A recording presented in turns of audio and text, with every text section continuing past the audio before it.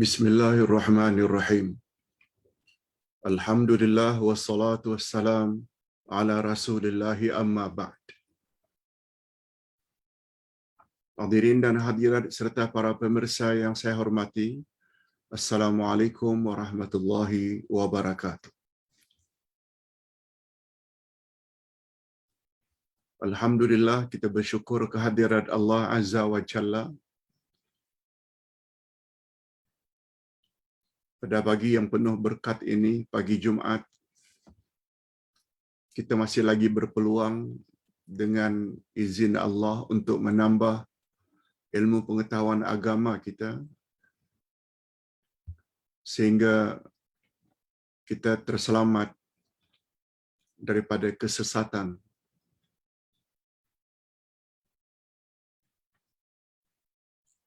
Cara untuk selamat dari kesesatan telah disebut oleh Nabi sallallahu alaihi wasallam apabila kita senantiasa berpegang teguh kepada tali Allah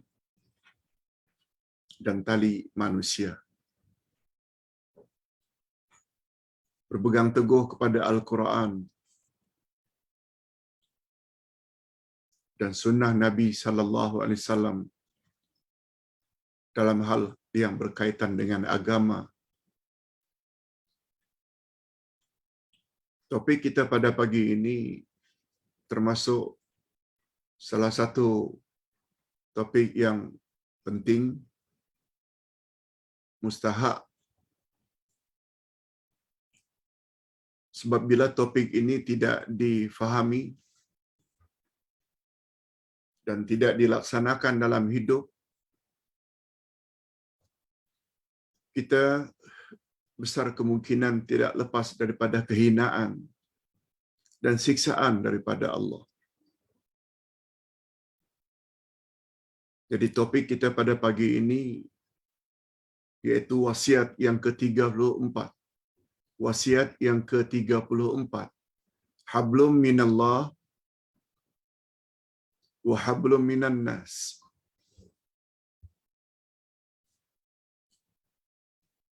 Hablum minallah iaitu hubungan baik kita dengan Allah. Wa hablum minan nas, hubungan baik kita dengan sesama manusia. Kita terus saja kepada topik. Hablum minallah, hubungan baik antara manusia dengan Tuhannya. Kita jalin hubungan baik kita dengan Allah Subhanahu wa taala. Itu makna hablum minallah. Sedangkan hablum minan nas, hubungan baik antara manusia dengan sesama manusia.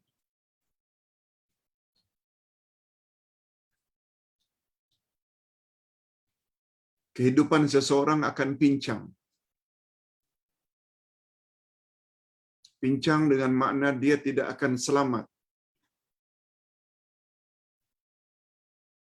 jika hanya memiliki hablum minallah tetapi mengabaikan hablum minan nas. Atau sebaliknya, baik hablum minan nas tapi tidak baik hablum minallah. Ibadatnya banyak tapi tidak berbaik-baik dengan sesama manusia. Itu yang dimaksudkan pincang kehidupannya. Tak akan sempurna perjalanan hidupnya. Atau dia baik dengan sesama manusia, tetapi tidak baik hubungannya dengan Allah.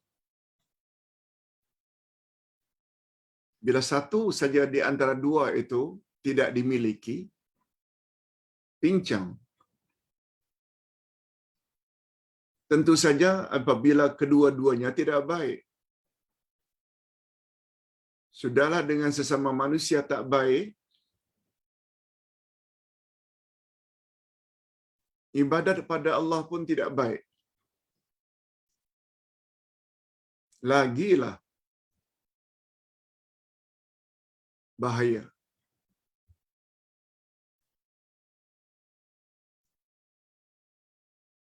Jika ditanya, Pak Ustaz, ada dalil ke yang menyebut perkara itu?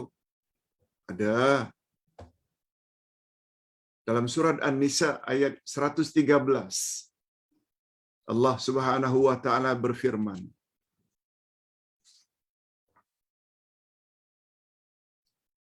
minta maaf, 112.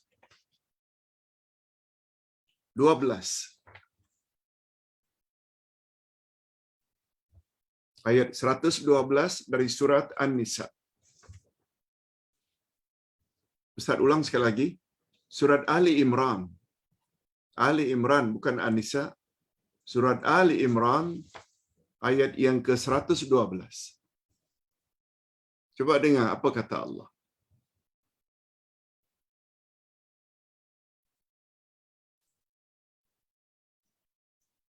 A'udzubillahi minasyaitonirrajim. ضربت عليهم الذلة أينما ثقفوا إلا بحبل من الله وحبل من الناس.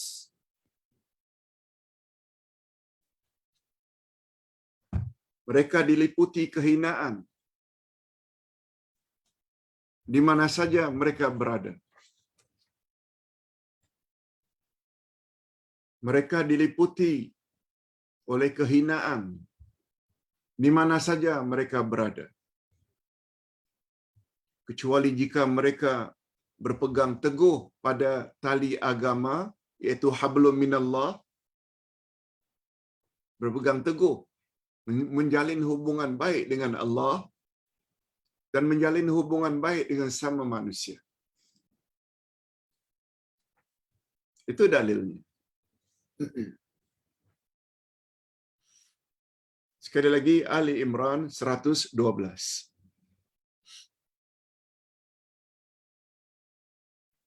Dikuatkan lagi oleh Nabi Muhammad sallallahu alaihi wasallam dalam hadisnya yang derajatnya hasan sahih, riwayat Imam At-Tirmizi.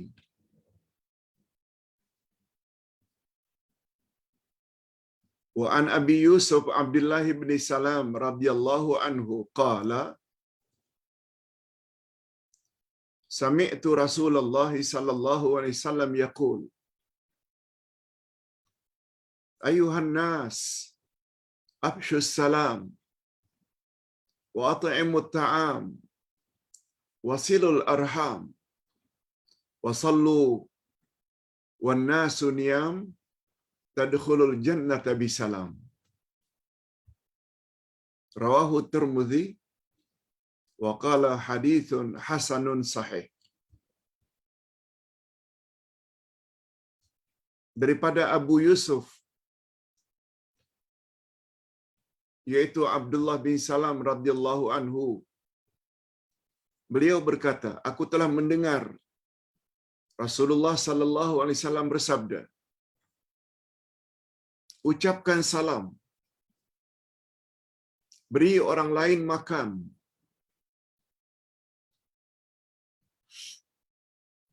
hubungkan silaturrahim,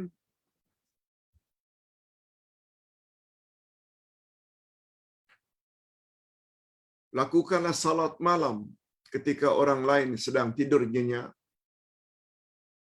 niscaya kamu akan masuk syurga dengan selamat. Niscaya kamu akan masuk syurga dengan selamat.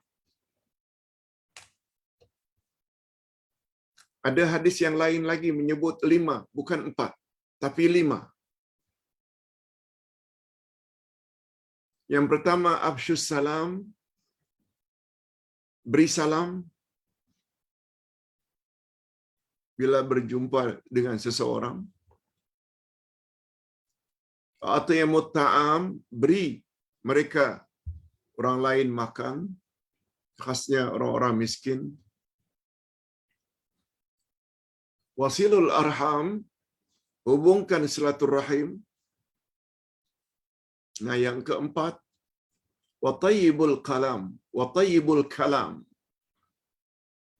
Bercakaplah dengan percakapan yang baik-baik tayyibul kalam. Tayyib itu perbaikilah al-kalam dalam bercakap. Jangan menyumpah. Jangan suka mengutuk. Jangan suka memfitnah. Tapi banyaklah membaca Al-Quran, zikrullah, berdakwah ke arah kebenaran. Cakap yang baik-baik. Baru yang kelima, apa dia yang kelima? Lakukanlah salat malam ketika orang lain sedang tidur nyenyak. Bila 5 perkara itu kamu lakukan, niscaya kamu masuk syurga dengan selamat. Tadkhulul jannata bisalam. Jadi ada 2 versi, ada 4 di sini, ada versi lain tambah 1 lagi jadi 5. Okey. Setelah mengetahui dalil yang sahih dari ayat Quran, dari hadis Nabi sallallahu alaihi wasallam, membuat kita tidak ragu-ragu lagi. Jika ingin terselamat daripada kehinaan di mata Tuhan, dalam pandangan Allah, kalau tak mau hina, jalin dengan baik 2 hubungan ini. Hubungan dengan Allah dan hubungan dengan sesama manusia.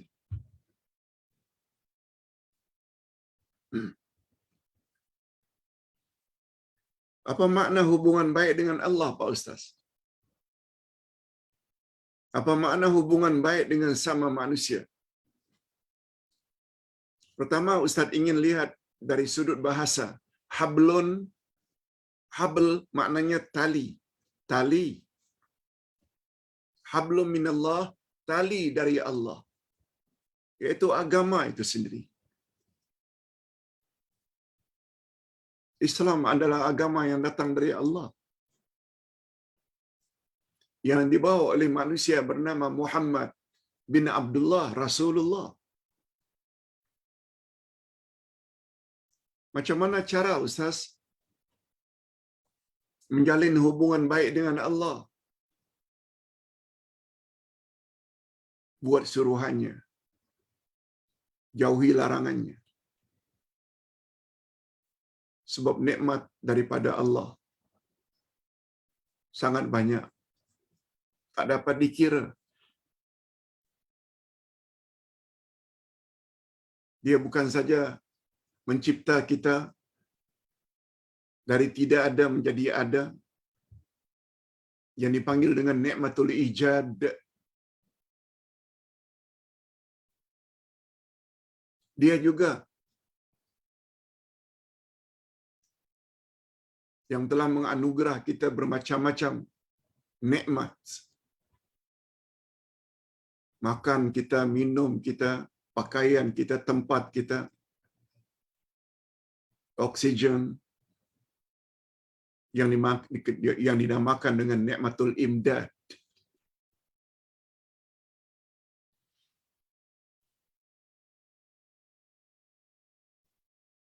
Terhadap ibu bapa saja, bukan, walaupun mereka bukan pencipta hakiki. Terhadap ibu bapa saja, walaupun mereka bukan pemberi rezeki yang hakiki. Mereka hanya penyebab saja. Rezeki yang kita terima dari mak bapa,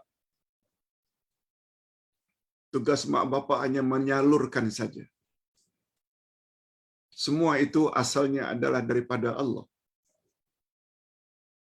Kalau tidak baik hubungan dengan mak bapa, dikatakan tidak ada adab, mengingat jasa mak bapa sangat besar.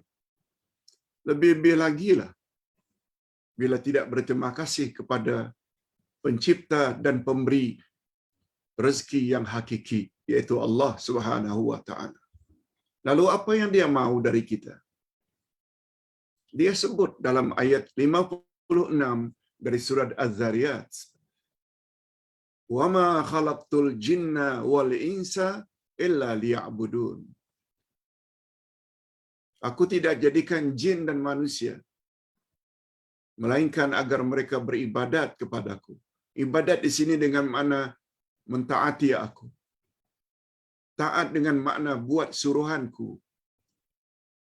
dan jauhi laranganku.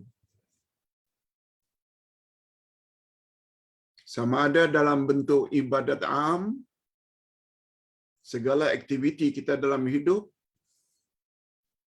mesti bersesuaian dengan kehendak Allah, atau ibadat khas, salat, puasa, zakat, haji. Itu namanya ibadat. Ibadat ada dua jenis, ibadat am dan ibadat khas. Itulah yang dimaksudkan dengan hablum minallah.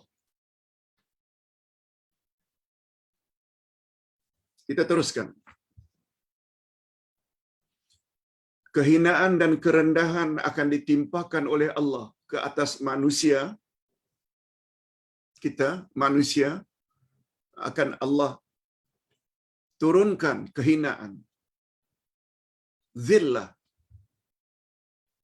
Maknanya kerendahan. Kehinaan. Akan diturunkan kepada manusia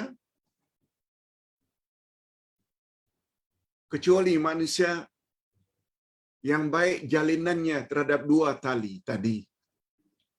Tali dengan Allah iaitu ibadat, dan tali dengan sesama manusia. Hanya mereka saja yang dikecualikan. Menjalin hubungan baik dengan Allah, yakni hablum minallah, dengan maksud berpegang teguh dengan agama Allah. Berpegang teguh dengan agama Allah dan beribadat kepada Allah.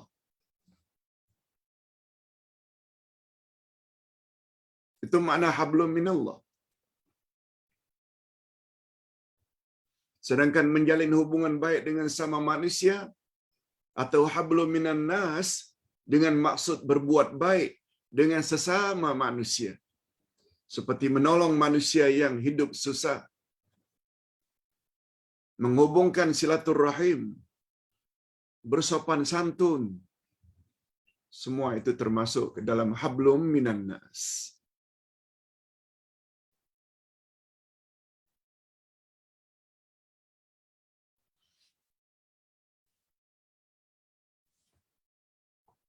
Dengan bahasa mudah untuk difahami, dengan bahasa mudah untuk difahami, mereka adalah jenis manusia yang baik ibadatnya dan baik pula muamalatnya. Ibadat selalu diartikan menjalin hubungan baik dengan Allah.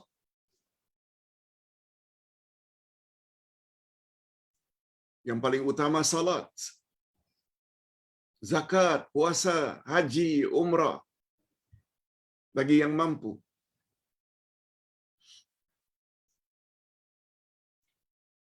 Dan pada masa yang sama dia juga baik muamalatnya.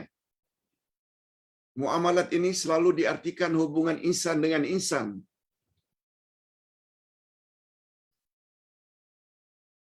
Terutama manusia yang paling berjasa adalah Nabi Muhammad sallallahu alaihi wasallam. Apalagi Allah Subhanahu wa taala menyamakan taat kita kepada Rasul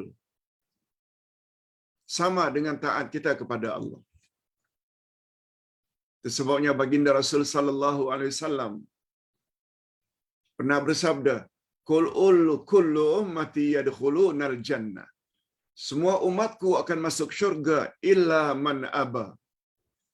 Kecuali mereka yang enggan.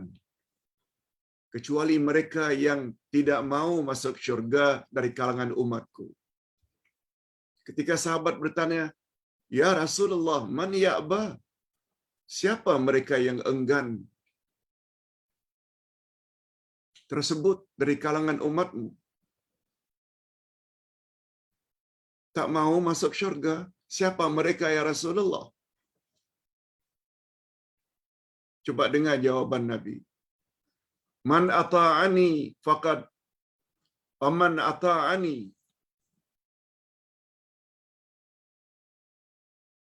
dakhala al-jannah wa man asani faqad aba. Siapa yang taat kepadaku, dialah yang akan masuk syurga. Siapa yang ingkar terhadap ajaranku, dialah orang yang enggan itu. Jadi jangan bermimpilah akan masuk syurga. Golongan liberal, andai kata hanya mau taat kepada Al-Quran sebagai rujukan, tapi tidak mau atau enggan menjadikan hadis-hadis Nabi sebagai rujukan.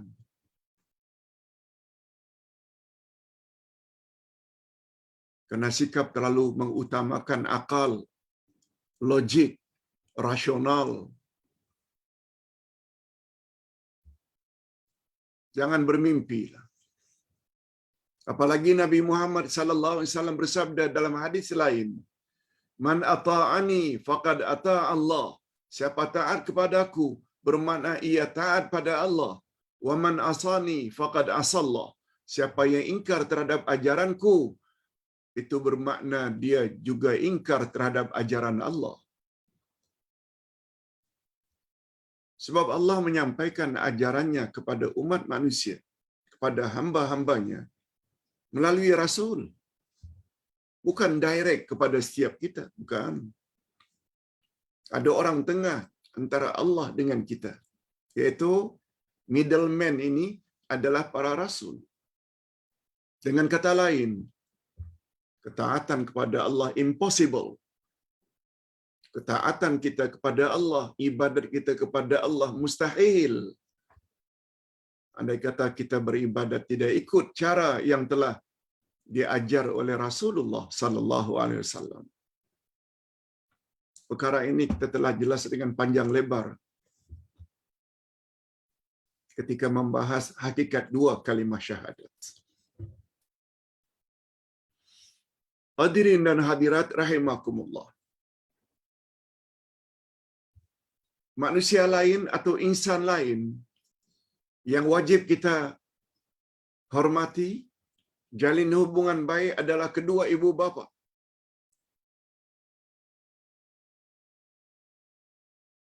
Sebab kedua ibu bapa adalah penyebab utama kita zahir di atas muka bumi.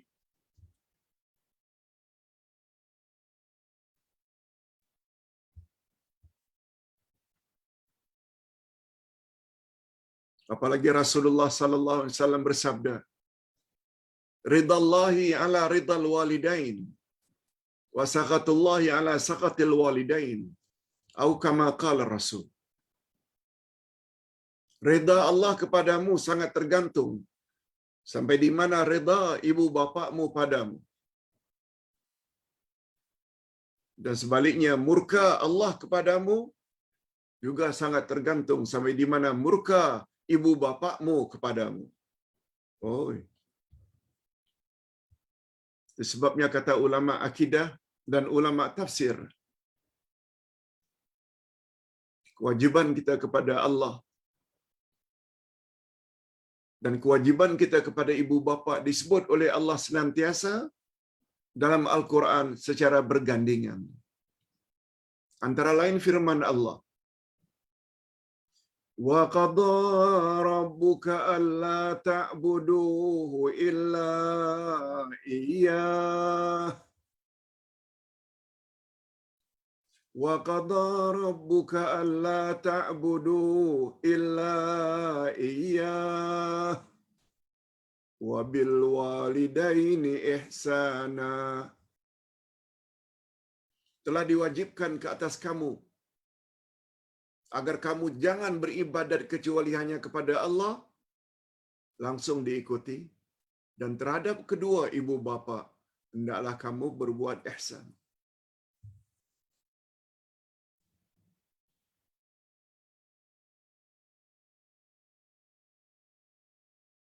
Ia memberi isyarat. Kewajiban pertama kita hendaklah beribadat pada Allah,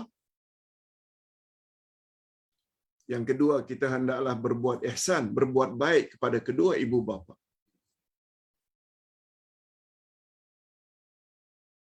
Itu sebabnya Nabi Muhammad sallallahu alaihi wasallam kaitkan, ingin dapat redha Allah, awak semasa hidup mesti berbuat ihsan pada mak bapa. Tapi andai kata sebaliknya, andai kata suka menyakiti hati mak bapa, durhaka pada mak bapa,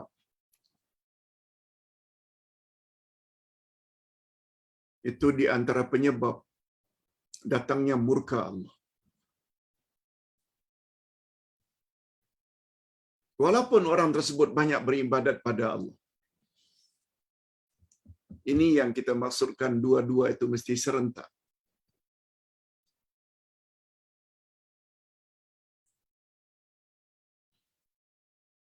Tetapi ketaatan kita kepada ibu bapa tidak sama dengan ketaatan kita kepada Allah. Berbeza dengan Nabi Muhammad sallallahu alaihi wasallam, sebab baginda maksum. Sebabnya Allah berfirman dalam surat Luqman, "Wa in jahadaka ala an tusyrika bi ma laysa laka bihi ilm fala tuti'huma wa sahibhuma fid dunya ma'rufa." Andai kata kedua ibu bapakmu memaksa kamu agar berbuat syirik, jangan kamu patuhi kedua ibu bapakmu itu. Kalau dia suruh kamu buat syirik. Sebab syirik Allah sangat murka. Nah sekarang mak bapak yang suruh, jangan kamu patuhi suruhan itu. Namun demikian, gaulilah mak bapak seperti itu dengan pergaulan yang baik.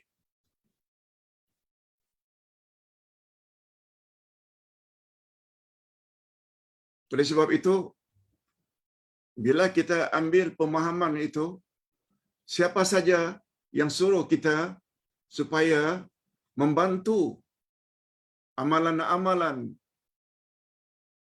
agama-agama lain, jangan patuhi.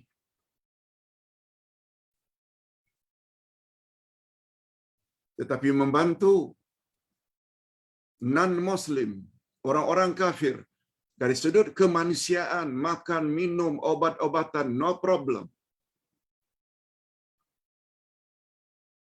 Tetapi tolong membantu membersihkan kuil, gereja, itu urusan agama, no.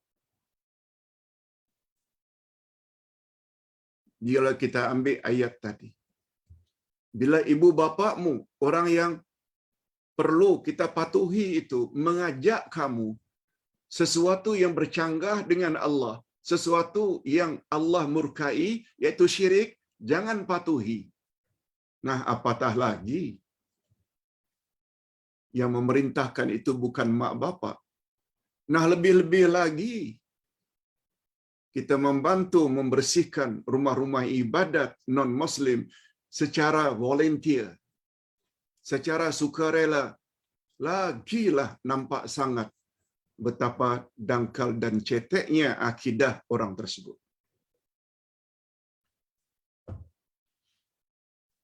Persoalan akidah, persoalan yang paling penting. Dia sangat menentukan bahagia tidaknya kita setelah kita mati. Ketika hidup di dunia, barangkali kita mendapat pujian. Bagus sangat orang itu. Dia tolong bersihkan patung yang kena lumpur. Barangkali dipuji. Tapi orang tersebut berhak mendapat murka Allah. Sebab Allah sangat murka golongan-golongan yang menyembah berhala. Walaupun dengan niat baik. No. Itu sebabnya ada satu istilah yang sangat popular dalam Islam. Al-ghayah la tubarirul wasilah. Matlamat tidak menghalalkan cara, Ingat selalu. Kita tengok dah bertahun-tahun surau atau masjid di kampung kita bocor.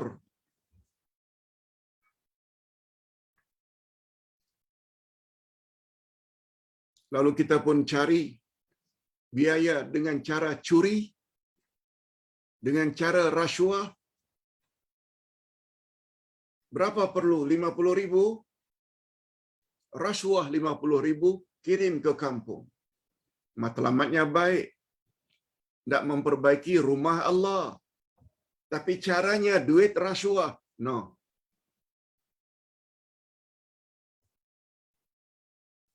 Dalam Islam, matlamat baik, cara juga mesti baik.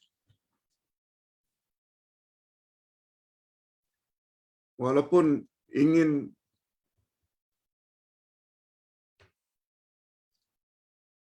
merapatkan hubungan antara Muslim dengan non-Muslim, bagus tujuan itu.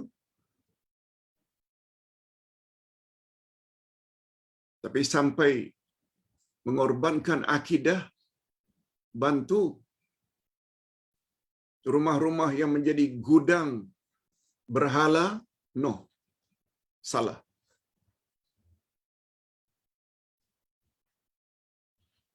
Itu sebabnya Nabi Muhammad sallallahu alaihi wasallam senantiasa berdoa dan menyuruh umatnya agar berdoa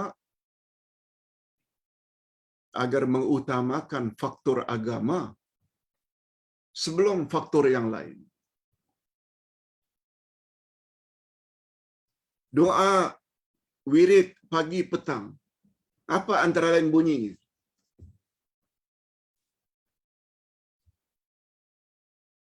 Allahumma inni as'alukal afwa wal afiyah fi dini wa dunyaya wa ahli wa mali. Ya Allah, aku mohon keselamatan pada agama aku, pada duniaku, pada ahli keluargaku dan harta aku.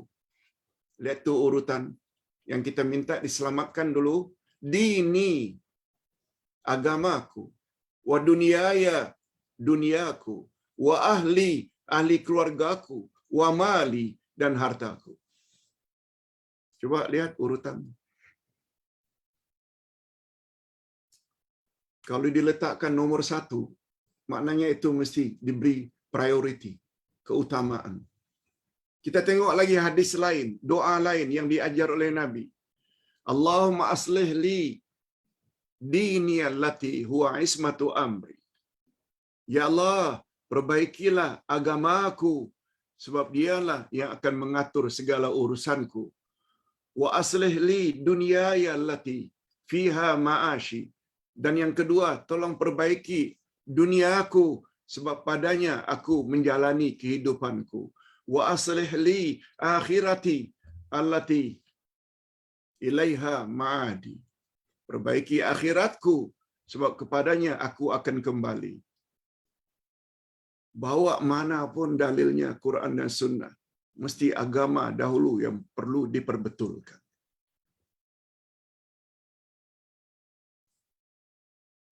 Itu sebabnya kepahaman agama ini sangat perlu. Kalau kita tak faham agama, tak faham Quran, tak faham hadis, kita terdedah dengan bisikan syaitan. Syaitan hanya boleh kita lawan dan berkesan hanya dengan ilmu. Ilmu yang paling utama, ilmu Quran dan ilmu Sunnah. Itu sebabnya Allah suruh sebelum baca Quran, awali dulu dengan a'udzubillahi minasyaitanir rajim. Ayat 94 dari surat An-Nahl. Okey.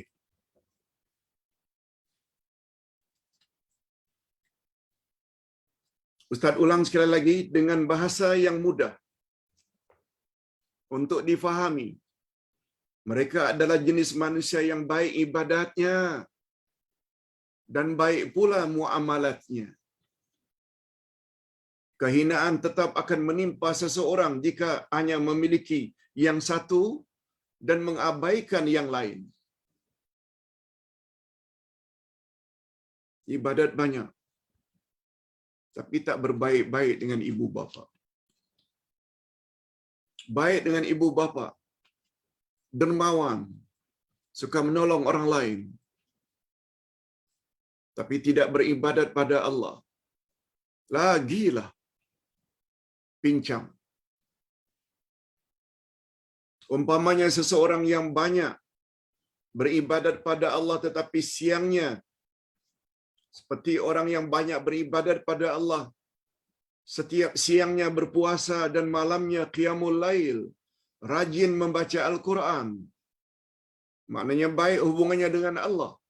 Siang puasa, malam qiyamul lail, banyak pula baca Al-Quran.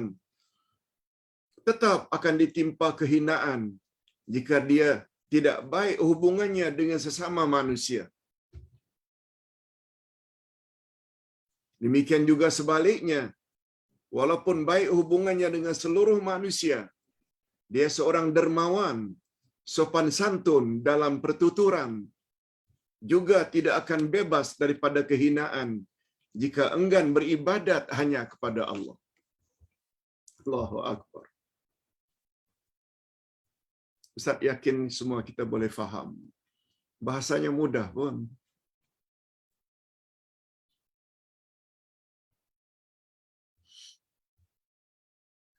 Jadi dua hubungan ini sangat mustahak untuk kita jaga selagi hayat di kandung badan. Itu sebabnya di dalam satu hadis sahih riwayat Al-Hakim, Rasulullah sallallahu alaihi wasallam bersabda,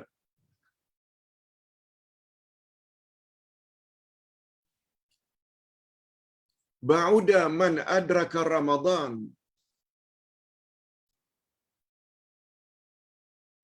falam yughfar lahu."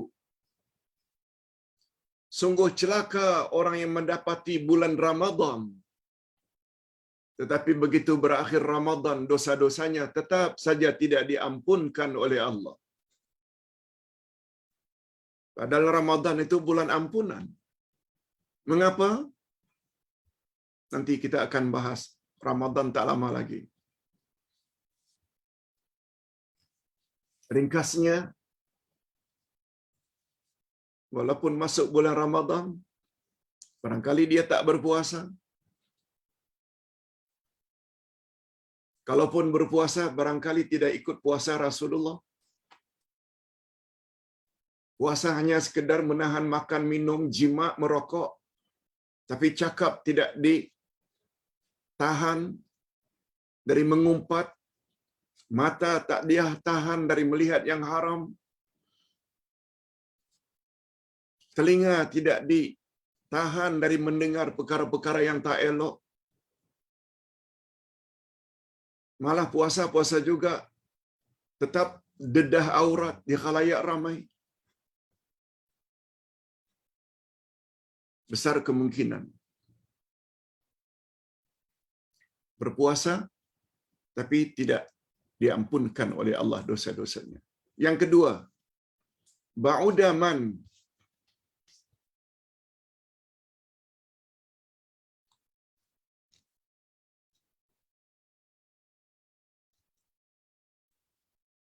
zukirtu falam yusalli alai.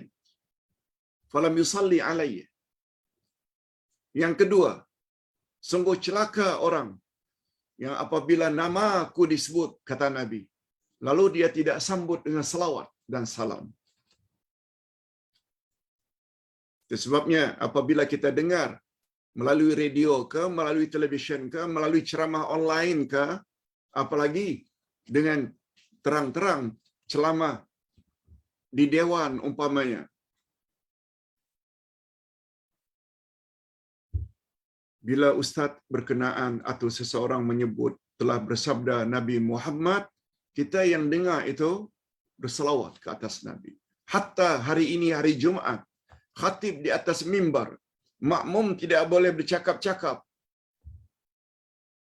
Tetapi apabila khatib telah menyebut telah bersabda Nabi Muhammad, makmum dibenarkan, malah disuruh supaya menyambut dengan sallallahu alaihi wasallam. Dia tidak termasuk perkataan yang dilarang. Okey, dah dua dah. Yang ketiga, ba'uda man adraka abawhi aw ahadahuma falam yudkhilahul jannah atau kama qala Rasul sallallahu alaihi wasallam. Sungguh celaka orang yang mendapat kedua ibu bapaknya yang telah lanjut usia, atau salah seorang daripada ibu bapaknya yang masih hidup, yang satu lagi telah meninggal, lalu kedua-duanya tidak menjadi penyebab untuk dia masuk syurga. Apa sebab? Sebab anak yang suka menyakitkan hati orang tua. Jangan harap akan masuk syurga.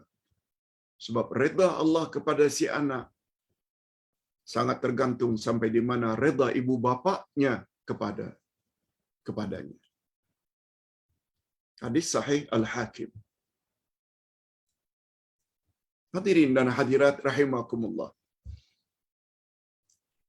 Itu sebabnya tadi malam Ustaz telah WhatsApp di dalam grup, semua grup, lebih kurang 10 grup Ustaz,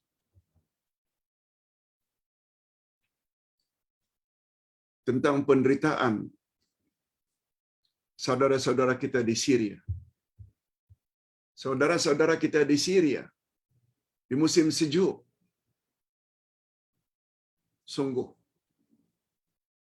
kasihan.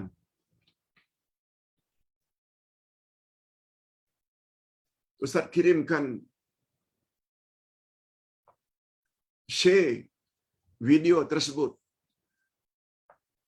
Mudah-mudahan para jamaah dapat memberi bantuan seberapa yang mampu. Ini termasuk dalam hablum minan nas. Hablum minan nas.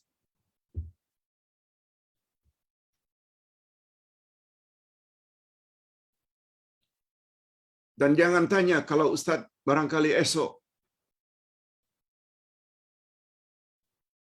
akan forward pula apa yang dihadapi oleh saudara-saudara kita di Yaman yang sangat memerlukan sebuah hospital. Ini semua Ustaz lakukan sebagai perpanjangan daripada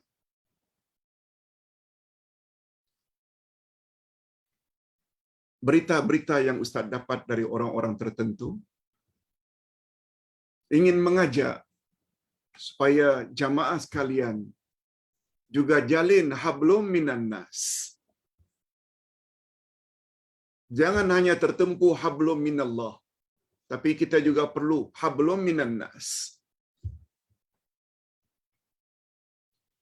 Hadirin dan hadirat serta para pemirsa yang saya hormati.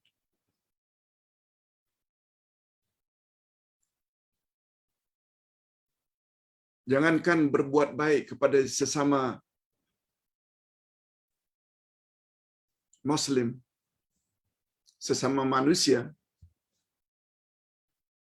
berbuat baik kepada binatang pun ada nilai di sisi Allah Azza wa Jalla.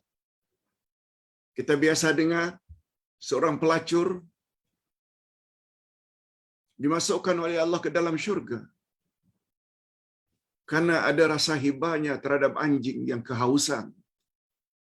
Lalu dia usahakan untuk mencari air untuk beri minum anjing, padahal itu anjing. Tapi Allah nilai sehingga dosanya yang besar itu diampunkan oleh Allah karena ada rasa hibah, kasihan terhadap binatang. Nabi SAW juga pernah bersabda, sebaliknya, apabila kita berbuat jahat kepada binatang, juga boleh membawa ke neraka. Sabda Nabi, barangkali kita juga biasa dengar, seorang wanita masuk neraka gara-gara seekor kucing. Kucing tersebut dikurungnya, tidak diberi makan, tidak diberi minum, akhirnya mati kelaparan dan kehausan. Lihat, berbuat zalim terhadap kucing pun boleh mengakibatkan seseorang itu masuk neraka. Hadis lain, Nabi diberitahu oleh sahabat, "Ya Rasulullah, makcik itu setiap siang puasa sunat, setiap malam qiyamul lail. Tapi mulutnya jahat, ya Rasulullah." Bahasa kita, mulut laser. Macam mana nasibnya nanti makcik tersebut, ya Rasulullah, di akhirat? Ustaz ulang. Ya Rasulullah, makcik itu saya tahu puasa setiap siang, qiyamul lail malamnya. Tetapi sayangnya mulutnya jahat.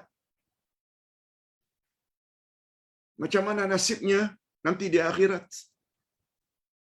Nabi jawab singkat saja. Hiya finnar. Makcik itu tempatnya neraka.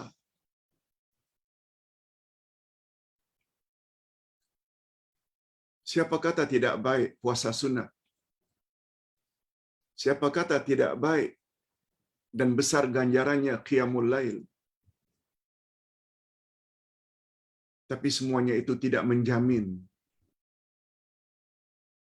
Hebat macam manapun hablum minallah, puasa hablum minallah, ibadat. Qiyamul lail hablum minallah, ibadat. Tetapi pada masa yang sama, dia tidak jaga hablum minan nas. Dengan ibu bapa tidak baik. Dengan pasangan tidak baik. Suka mendera sama ada physically atau mentally. Dengan jiran tetangga tidak berteguran.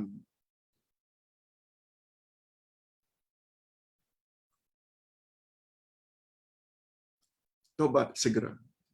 Perbaiki segera sebelum terlambat. Sebab kematian boleh datang bila-bila masa. Sebab itu semua hablum minan nas.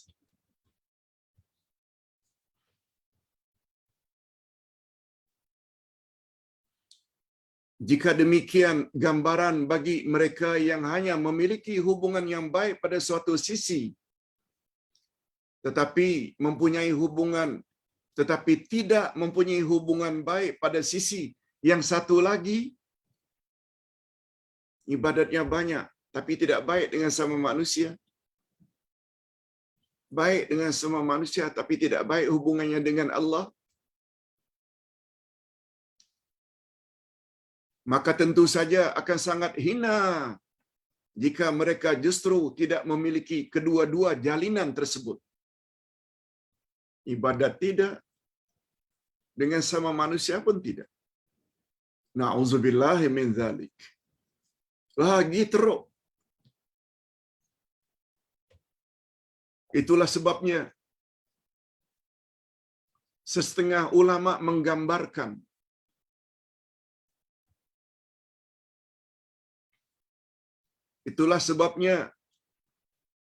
setengah ulama menggambarkan peristiwa Isra dan Mi'raj.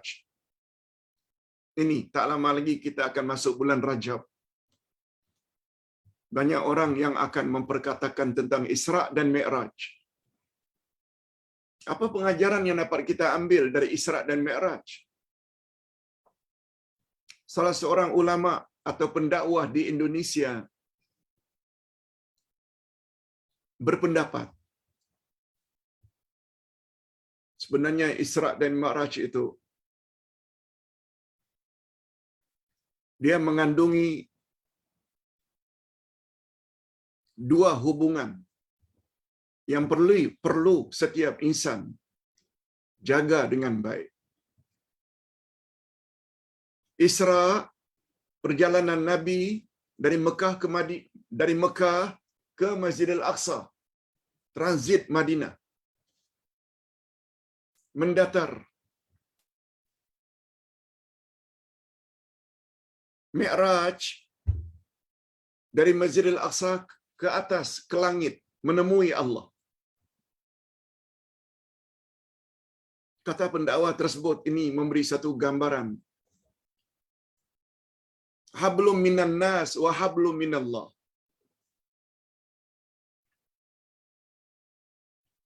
Isra perjalanan daripada Mekah dengan burak menuju ke Masjidil Aqsa.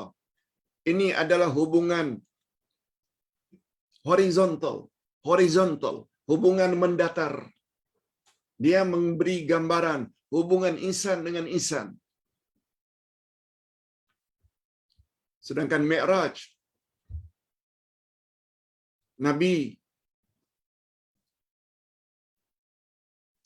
dibawa ke langit menemui Allah.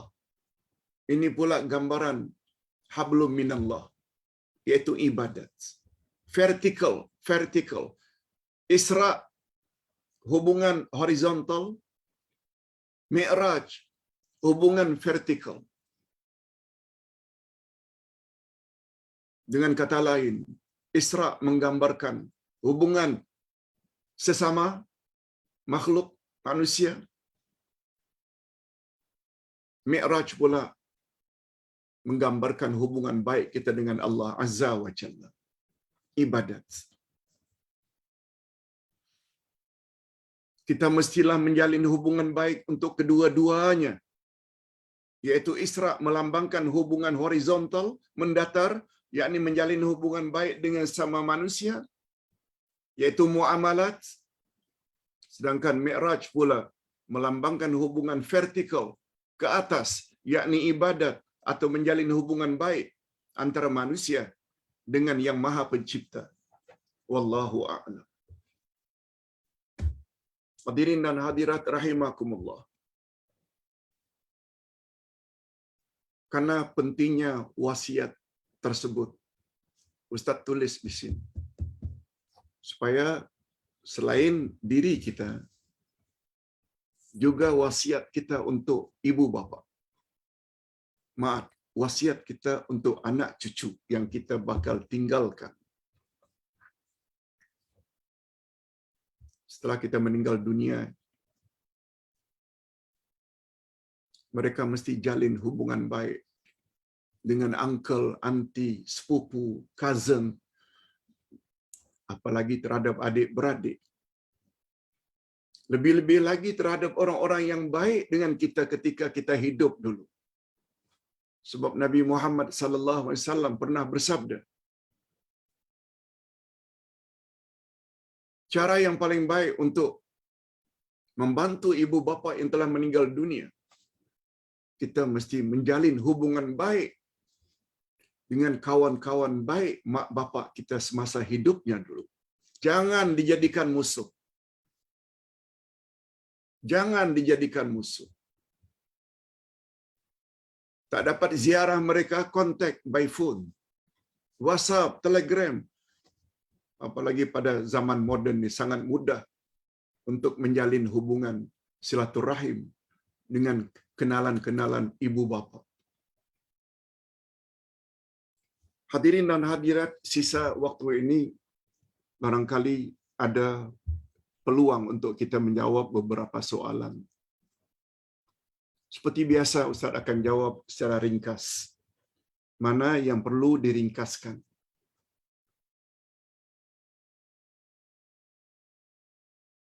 Pak Ustaz, apakah sahur itu membawa keberkatan?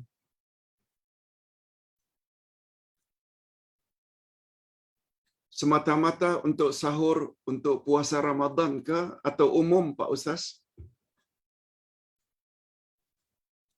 Sahur. Pertama, Ustaz ingin jelaskan, Islam sangat menggalakkan agar kita sahur. Pertama, untuk membezakan puasa kita dengan puasa Yahudi. Sebab baginda Rasul sallallahu alaihi wasallam bersabda, "Al-faslu baina siyamina wa siyamil yahud aklatus sahur." Atau kama qala Nabi sallallahu alaihi wasallam. Pembeza utama antara puasa kita dengan puasa Yahudi adalah makan sahur. Walaupun hukumnya hanya sunat, tapi ganjarannya sangat besar. Rasulullah sallallahu alaihi wasallam bersabda, "Tasahharu fa inna fi sahuri barakah." Makan sahurlah kamu. Karena di dalam makan sahur itu mengandung keberkatan hidup. Berkat. Nabi tidak sebut sahur Ramadan. Dengan kata lain, secara ringkas, mana-mana puasa, puasa wajib ke, puasa Ramadan, puasa qada, puasa kafarat, atau puasa-puasa sunat, Senin, Kamis, hari-hari putih, puasa Ashura, Arafah, juga digalakkan agar bersahur. Yang kedua,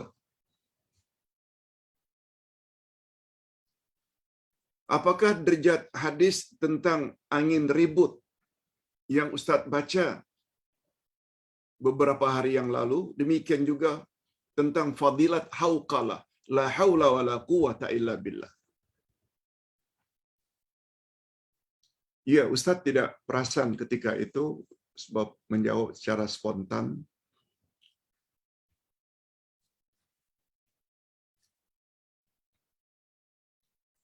Jawabannya begini.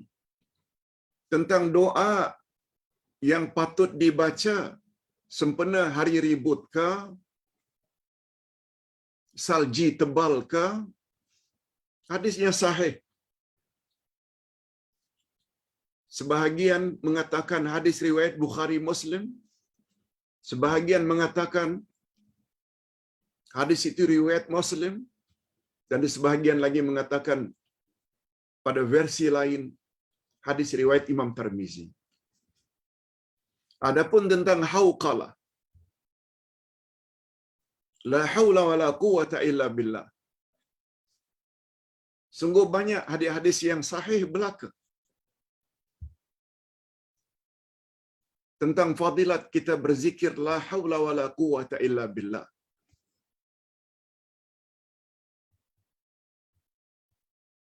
Malah dia salah satu dari 5 rangkap zikir yang disebut oleh Nabi sebagai tafsiran daripada as-salihatul baqiyat, al-baqiyatus salihat. Sebagaimana Allah sebut pada ayat yang ke-46 surat Al-Kahfi. Al-malu wal banun zinatul hayatid dunya wal baqiyatus salihat. Hingga akhir ayat, harta dan anak hanya perhiasan hidup di dunia, sedangkan yang saleh lagi kekal, itulah yang lebih baik untuk dijadikan harapan. Ketika menterjemahkan maksud al-baqiyatus salihat, Nabi pernah menafsirkan, dia adalah subhanallah walhamdulillah wala ilaha illallah wallahu akbar wala haula wala quwata illa billah. Sungguh banyak hadis-hadis sahih yang menyebut tentang kelebihan hauqalah. Cuma yang perlu Ustaz ingatkan kepada para jemaah, yang Ustaz terlupa untuk sebut. Adapun fadilat membaca la haula wala quwata illa billah, ada 100 fadilatnya. Dan yang paling ringan adalah dapat merawat rasa sedih, gundah, gelisah. Nah, hadis itu didapati oleh para ulama hadis, termasuk Syekh Nasruddin Albani. Hadisnya dhaif. Bukan palsu ya. Bukan palsu. Dhaif. Karena itu fadilat amalan, apalagi dia disokong oleh hadis-hadis yang sahih tentang fadilat hauqalah, la haula wala quwata illa billah, tetap digalakkan untuk diamalkan. Tapi khas tentang fadilatnya dapat menyembuhkan penyakit gelisah, itu hadisnya dhaif. Hadirin dan hadirat rahimakumullah.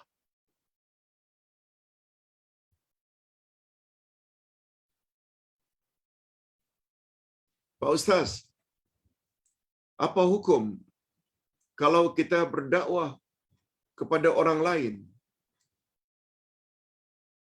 terutama wanita yang bukan mahram kita? Umpamanya kita kirim video YouTube yang memperkatakan tentang agama secara personal kepada wanita yang bukan mahram kita. Dia bukan anti kita, dia bukan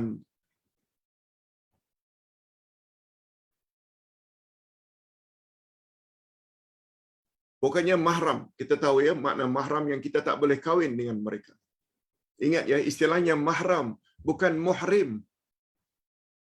Ustaz ingin betulkan,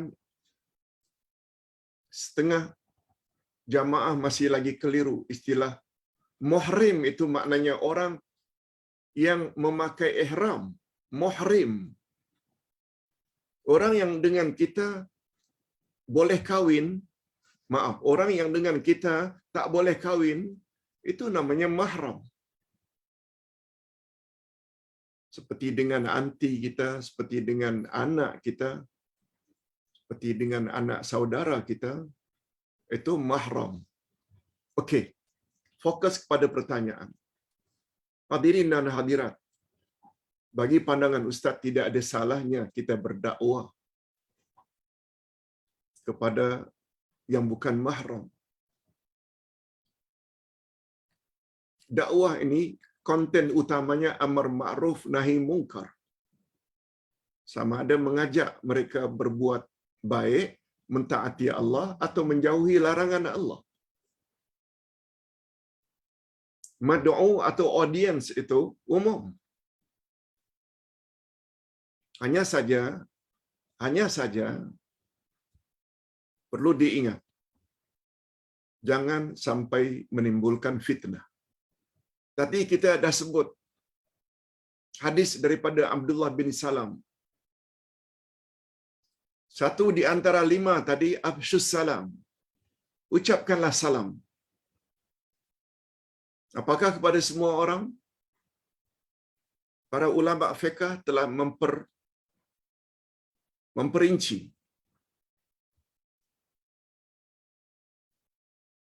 Seorang lelaki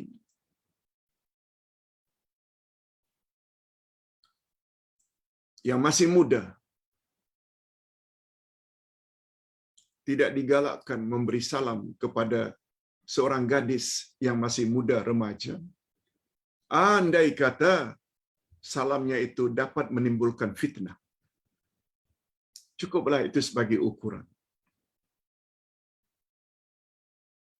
Tetapi kalau dalam grup tak jadi masalah, tapi secara personal dan kita tak ada apa-apa menimbulkan fitnah, insya-Allah boleh diteruskan.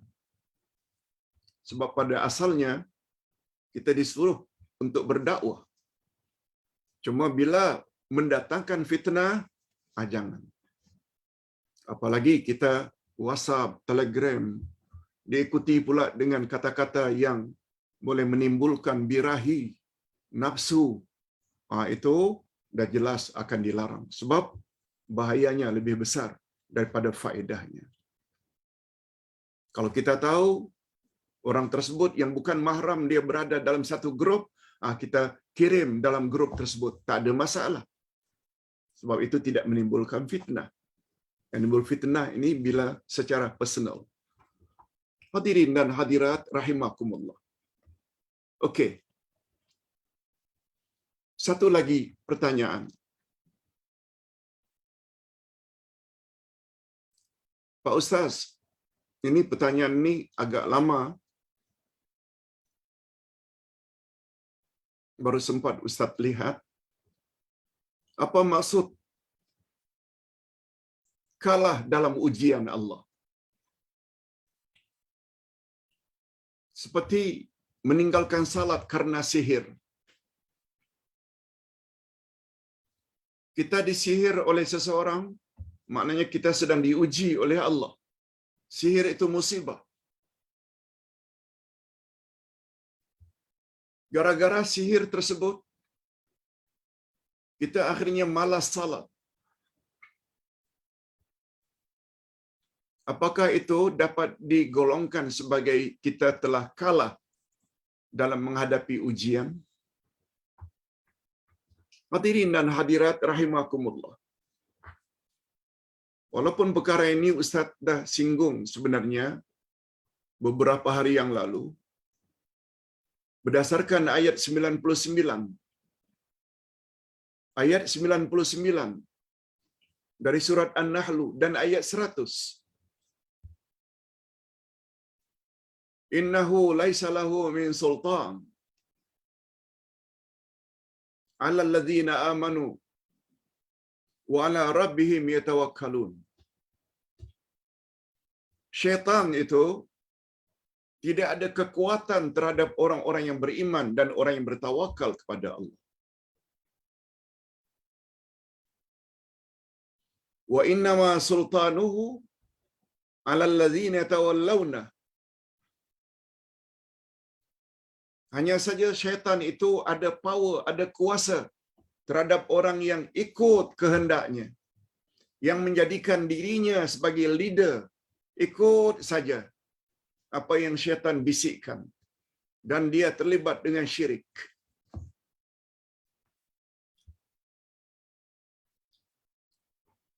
Lihat ayat 99-100 dari surat An-Nahl. Sebelum itu Ustaz ingin jelaskan definisi sihir. Kita perlu yakin sihir itu wujud. Dia telah wujud sejak zaman silam lagi. Berapa banyak kisah tentang Nabi Musa berhadapan dengan tukang-tukang sihir Firaun. Sihir wujud. Cuma yang kita tidak boleh percaya, sihir dapat memberi kesan, membuat orang jadi mati, membuat orang jadi cerai-berai suami isteri, membuat orang jadi sakit. Tak. Sihir tak akan mampu kecuali dengan izin Allah.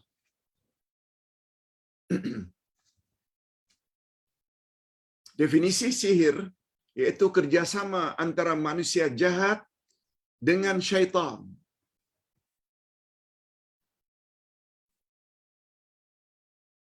Syaitan akan melaksanakan kehendak tukang sihir dengan syarat tukang sihir mesti ikut kehendak syaitan.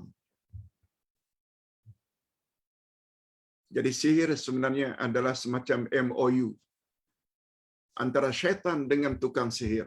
Manusia, syaitan, ada semacam perjanjian. Kamu usahakan agar orang itu sakit, agar orang itu bercerai-berai. Kata syaitan boleh, tapi dengan syarat awak jangan salat. Dengan syarat awak mesti suruh dia sembelih binatang. Awak mesti suruh dia begini-begini. Buat dia sakit. Awak kena buat, ambil patung, cucuk-cucukkan pada bahagian dadanya, dia akan terasa sakit dada.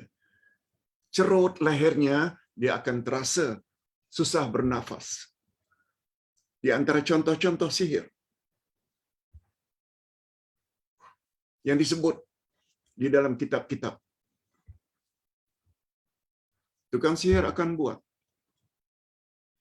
Syaitan akan pergi. Semacam kerjasama. Nah, bila kerjasama orang jahat dengan syaitan, Allah sebut 99 An-Nahl.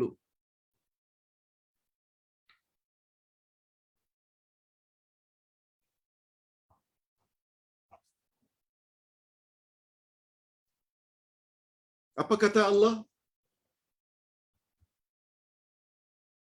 Syaitan tidak ada kuasa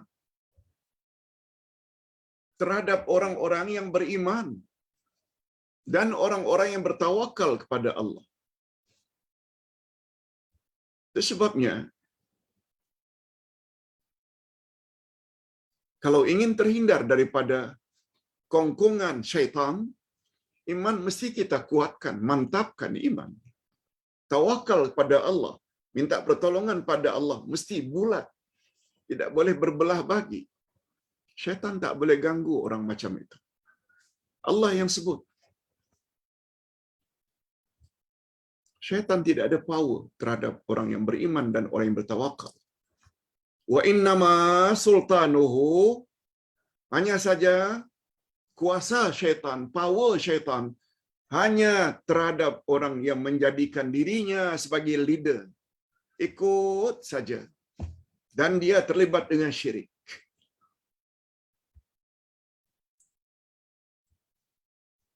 Apalagi Allah berfirman pada hadis lain, di dalam firman atau ayat yang lain, inna kaida syaitani kana dha'ifa. Sesungguhnya tipu daya syaitan itu adalah sangat-sangat lemah. Allah sebut. Nah, kalau begitu Pak Ustaz, macam mana ada manusia yang boleh dikuasai oleh syaitan? Padahal tipu daya syaitan itu lemah, kata Allah. Ini memberi makna manusia itu lagilah lemah. Kalaulah tipu daya itu lemah, lalu dia dapat dengan kelemahan tipu daya itu menguasai manusia, maknanya manusia itu lagi lemah. Sehingga dapat dikalahkan. Cuma orang-orang Melayu selalu gunakan istilah, oh dia itu lemah semangat. Lemah semangat yang boleh dimasuki oleh syaitan, yang dimasuki oleh jin, kesurupan. Istilah yang tepat sebenarnya bukan lemah semangat, lemah iman, lemah tawakal. Itu sebenarnya yang lebih tepat.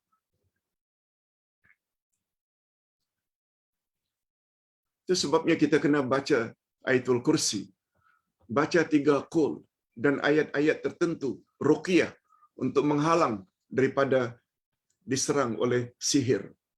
Dan lebih daripada itu, bukan hanya bacaan yang di dada ini, yaitu iman, mantapkan, dan tawakal, pertingkatkan. InsyaAllah, kita tidak akan dapat dikalahkan.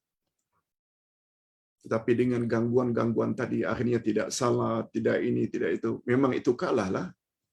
Puncanya karena tidak kuat iman dan tidak kuat tawakal. Hadirin dan hadirat rahimakumullah.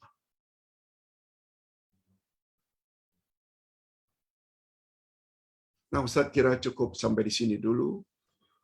Apalagi hari ini hari Jumaat. Ustaz ingin pergi lebih awal. Kita akhiri dengan doa. Sebelum doa, Ustaz sekali lagi mengharap kalau selama ini ibadat kita kepada Allah, okey, alhamdulillah.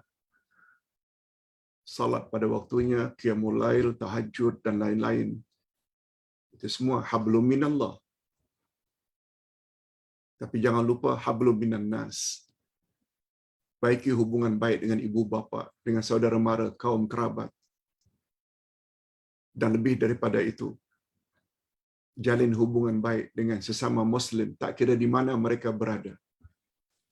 Termasuk membantu saudara-saudara kita yang sedang menderita kesejukan di Syria. Begitu juga saudara-saudara kita yang berada di Yaman dan di mana saja. Sebab ada satu riwayat mengatakan, "Man lam yahtamma bi amril muslimin falaysa minhum." Sabda Nabi, siapa yang tidak mengambil berat tentang nasib yang diderita oleh Muslim di lain tempat, dia tidak ambil berat, maka dia ni sudah tidak dianggap sebagai Muslim yang sejati. Rupanya kita kena ambil berat. Walau seberapa yang kita perlu bantu, bantu. Supaya ada jawaban nanti di hadapan Allah Azza wa Jalla. Alhamdulillahirabbil alamin. wassalatu wassalamu ala asyrafil anbiya'i wal mursalin wa ala alihi wa sahbihi ajma'in. Rabbana ighfir lana dhunubana wa liwalidina warhamhum kama rabbawna shighara. Rabbana hab lana min azwajina wa dhurriyyatina qurrata a'yun waj'alna lil muttaqina imama. Ya Allah, ampunkanlah dosa kami dan dosa kedua ibu bapa kami, dan cucurilah mereka rahmat-Mu ya Allah, sebagaimana mereka telah didik kami sejak dari kecil. Ya Allah, berilah kami pasangan hidup dan zuriat keturunan yang menyedapkan pandangan mata dan hati kami, dan jadikanlah kami pemimpin bagi orang-orang yang bertakwa. Allahumma aslih lana dinana alladhi wa ismatu amrina, wa aslih lana dunyana allati fiha ma'ashuna, wa aslih lana akhiratana allati ilaiha ma'aduna, waj'alil hayata ziyadatan lana fi kulli khair, waj'alil mauta rahatan lana min kulli syarr.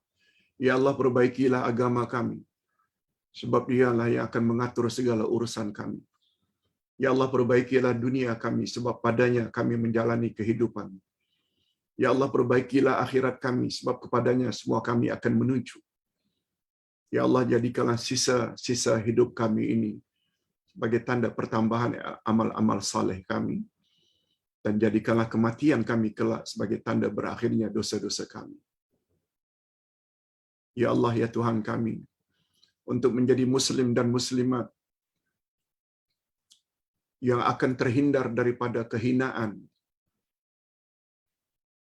syaratnya mereka mesti menjalin hablum minallah dan hablum minan nas. Mereka mesti baik hubungannya dengan Allah, iaitu beribadat sesuai dengan panduan Rasulullah, dan hablum minan nas, mereka juga perlu menjalin hubungan baik dengan sama manusia, iaitu dalam bab muamalat. Sebab itu berilah kami kekuatan ya Allah untuk senantiasa menjaga kedua-dua hubungan ini, sebagaimana yang digambarkan oleh falsafah Isra dan Mi'raj. Wassallallahu ala nabiyyina Muhammad wa ala alihi wa sahbihi ajma'in walhamdulillahi rabbil alamin. Subhanakallahumma wa bihamdik, asyhadu an la ilaha illa anta, astaghfiruka wa atubu ilaik. Assalamualaikum warahmatullahi wabarakatuh.